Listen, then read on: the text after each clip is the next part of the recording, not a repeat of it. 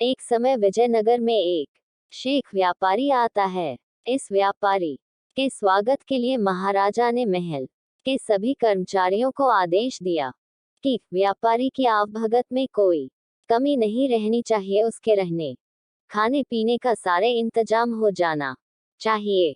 महाराज ने रसोई को खासकर कहा कि व्यापारी के भोजन के लिए प्रत्येक समय अलग अलग पकवान और मिठाइयाँ बननी चाहिए।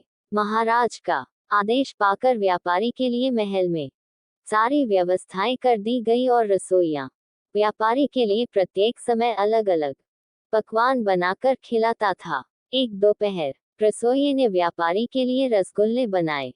व्यापारी रसगुल्ले खाकर बहुत प्रसन्न हुआ और उसे रसगुल्ले बहुत पसंद आए। व्यापारी ने रसोइये को बुलाया और पूछा, इस रसगुल्ले की जड़ क्या है?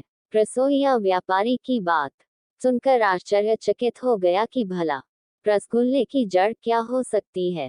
धीरे धीरे ये बात पूरे महल में फैल गई, किंतु किसी के पास भी व्यापारी के प्रश्न का कोई जवाब नहीं था। सेवकों ने व्यापारी का प्रश्न महाराजा तक पहुंचाया। महाराज भी व्यापारी का प्रश्न सुनकर आश्चर्य में पड़ गए। भला रसगुल्ले की जड़ क्या हो सकती है?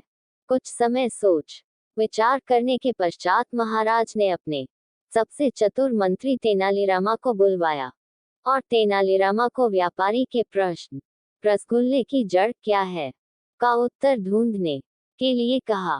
तेनालीरामा ने महाराज की चुनौती को स्वीकार किया और महाराज से मांग की कि उन्हें एक छुरी, एक कटोरा और एक दिन का समय चाहिए।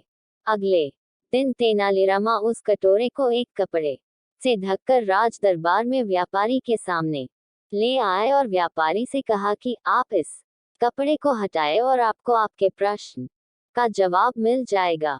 व्यापारी समेत संपूर्ण दरबार यह जानने को उत्सुक था कि रसगुल्ले की जड़ क्या होती है। जैसे ही व्यापारी ने कटोरे के ऊपर से कपड़ा हटाया तो व्यापारी समेत पूरा दरबार आश्चर्यचकित हो गया, क्योंकि उस कटोरे में गन्ने के 4-5 छोटे छोटे टुकड़े थे।